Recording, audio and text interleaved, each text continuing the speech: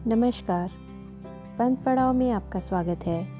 आज कहानियों का सफ़रनामा में श्री जयशंकर प्रसाद जी की लिखी कहानी घीसू। तो चलिए शुरू करते हैं। संध्या की कालिमा और निर्जनता में किसी कुएं पर नगर के बाहर बड़ी प्यारी स्वर लहरी गूंजने लगती।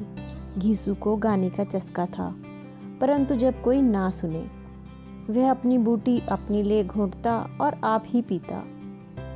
जब उसकी रसीली तान दो चार को पास बुला लेती वह चुप हो जाता, अपनी बटुई में सब सामान बटोरने लगता और चल देता।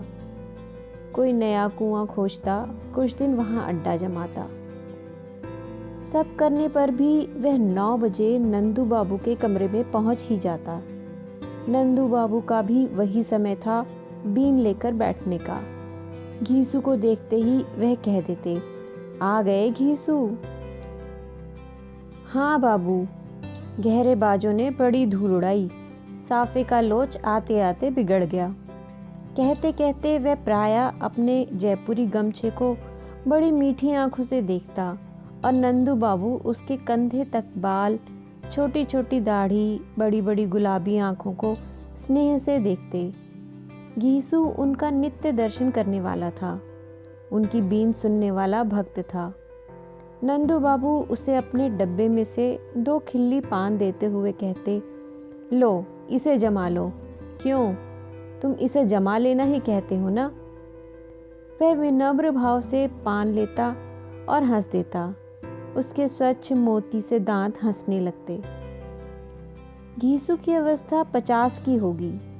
उसकी बूढ़ी माता को मरे भी 3 वर्ष हो गए थे। नंदू बाबू की बीन सुनकर वह बाजार से कचौड़ी और दूध लाता, घर जाता, अपनी कोठरी में गुनगुनाता हुआ सो जाता। उसकी पूंजी थी 100 रुपए। वह रेजगी और पैसे की थैली लेकर दशाश्वमेध पर बैठता।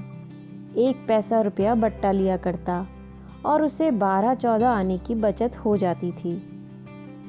गोविंद राम जब बूटी बनाकर उसे बुलाते वह अस्वीकार कर देता।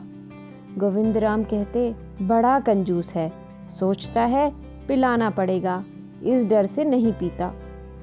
घीसू कहता, नहीं भाई, मैं संध्या में केवल 1 बार पीता हूँ।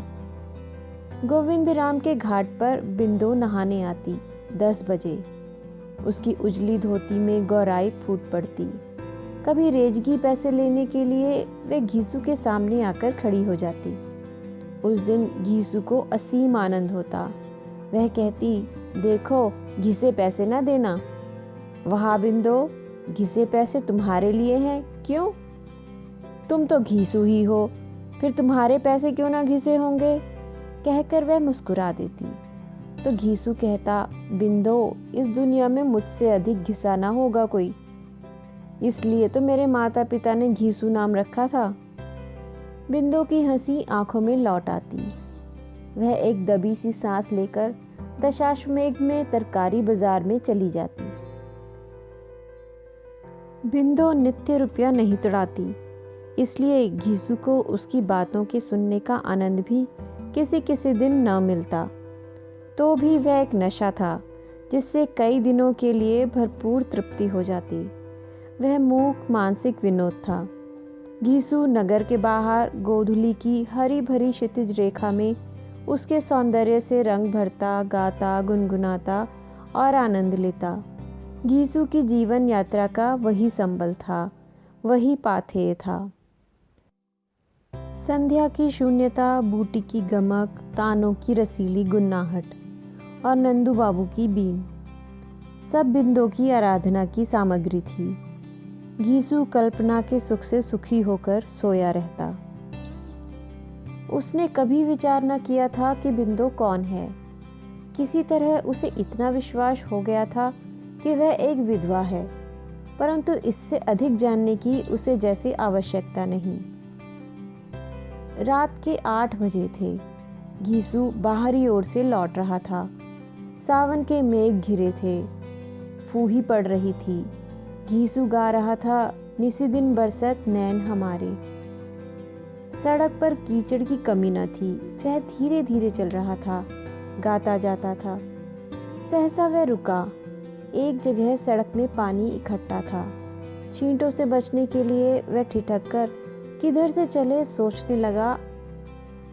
पास के बगीचे के कमरे से उसे सुनाई पड़ा, यही तुम्हारा दर्शन है, यहाँ इस मूंजली को लेकर पड़े हो।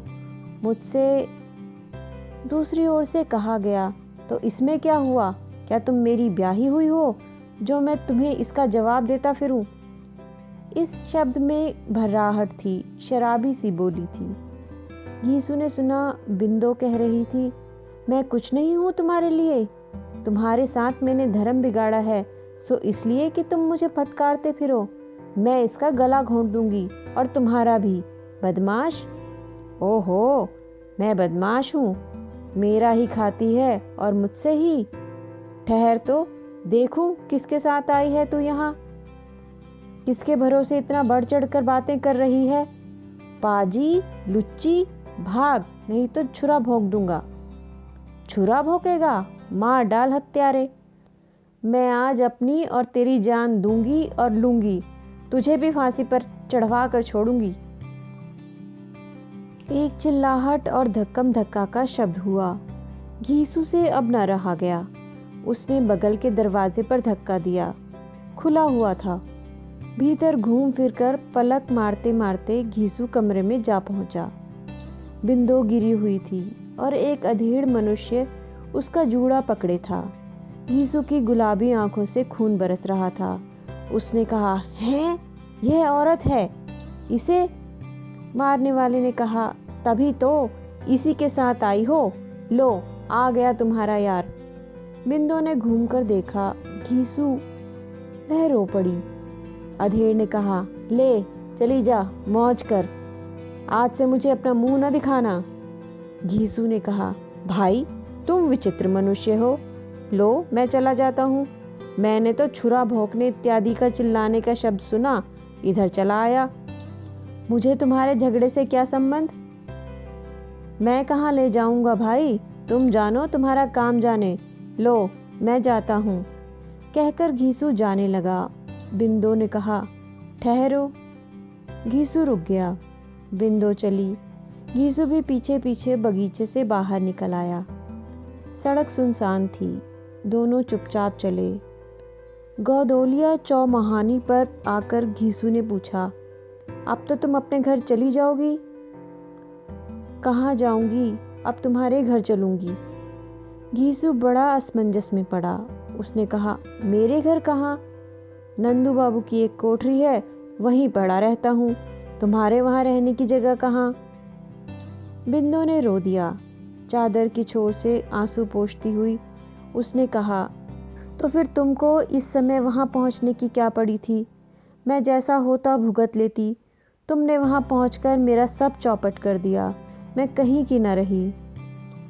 सड़क पर बिजली के उजाले में रोती हुई बिंदो से बात करने में घीसू का दम घुटने लगा। उसने कहा, तो चलो। दूसरे दिन दोपहर को थैली गोविंदराम के घाट पर रखकर घीसू चुपचाप बैठा रहा। गोविंदराम की बूटी बन रही थी। उन्होंने कहा, घीसू आज बूटी लोगे? घीसू कुछ न बोला। गोविंदराम ने उसका उतरा हुआ मुंह देखकर कहा, क्या कहें घीसू, आज तुम उदास क्यों हो? क्या कहूँ भाई, कहीं रहने को जगह खोज रहा हूँ। कोई छोटी सी कोठरी मिल जाती जिसमें सामान रखकर ताला लगा दिया करता। गोविंदराम ने पूछा, जहाँ रहते थे वहाँ अब जगह नहीं? इसी मढ़ी में क्यों नहीं रहते? ताला लगा दिया करो, मैं तो 24 घंटे रहता नहीं। घीसू की आंखों में कृतज्ञता के आंसू भर आए। गोविंद ने कहा, तो उठो, आज तो बूटी छान लो। घीसू पैसे की दुकान लगाकर अब भी बैठता है और बिंदो नित्य गंगा नहाने आती है। वह घीसू की दुकान पर खड़ी होती है। उसे वह 4 आने पैसे देता है। अब दोनों हंसते नहीं, मुस्कुराते नहीं। घीसू का बाहरी ओर जाना छूट गया है। गोविंदराम की डोंगी पर उस पार हो आता है। लौटते हुए बीच गंगा में से उसकी लहरीली तान सुनाई पड़ती है। किंतु घाट पे आते आते चुप। बिंदु नित्य पैसा लेने आती, ना तो कुछ बोलती और ना घीसू कुछ कहता। घीसू की बड़ी बड़ी आंखों के चारों ओर हल्के गड्ढे पड़ गए थे। बिंदु उसे स्थिर दृष्टि से देखती और चली जाती। दिन पर दिन वह यह भी देखती कि पैसों की ढेरी कम होती जा रही है। घीसू का शरीर भी गिरता जा रहा है, फिर भी एक शब्द नहीं, एक बार पूछने का काम नहीं। गोविंदराम ने एक दिन पूछा, घीसू, तुम्हारी तान इधर नहीं सुनाई पड़ी। उसने कहा, तबीयत अच्छी नहीं है। गोविंदराम ने उसका हाथ पकड़कर कहा, तुम्हें क्या ज्वर आता है? नहीं तो यूं ही आजकल भोजन बनाने का आलस करता हूँ, अंड बंड खा लेता हूँ। गोविंदराम ने पूछा, बूटी छोड़ दिया? इसी से तुम्हारी दशा यह है। उसी समय घीसू सोच रहा था, नंदू बाबू की बीन सुने बहुत दिन हो गए, वे क्या सोचते होंगे। गोविंदराम के चले जाने पर घीसू अपनी कोठरी में लेट रहा। उसे सचमुच ज्वर था, भीषण ज्वर था। रात भर वह छटपटाता रहा। बिंदु समय पर आई। मढ़ी के चबूतरे पर उस दिन घीसू की दुकान ना थी। वह खड़ी रही। फिर सहसा उसने दरवाजा ढकेल कर देखा, घीसू छटपटा रहा था। उसने जल पिलाया। घीसू ने कहा, बिंदु, क्षमा करना, मैंने तुम्हें बड़ा दुख दिया। अब मैं चला। लो ये बचा हुआ पैसा, तुम जानो भगवान। कहते कहते उसकी आंखें टंग गईं। बिंदु की आंखों से आंसू बहने लगे। वह गोविंदराम को बुला लाई। बिंदु अब भी बची हुई पूंजी से पैसे की दुकान करती है। उसका यौवन, रूप रंग कुछ नहीं रहा। बच रहा थोड़ा पैसा और बड़ा सा पेट और पहाड़ से आने वाले दिन। इतनी ही थी ये कहानी घीसू। उम्मीद है आपको पसंद आई होगी। फिर मिलेंगे अगले सफ़र में एक नई कहानी के साथ। नमस्कार।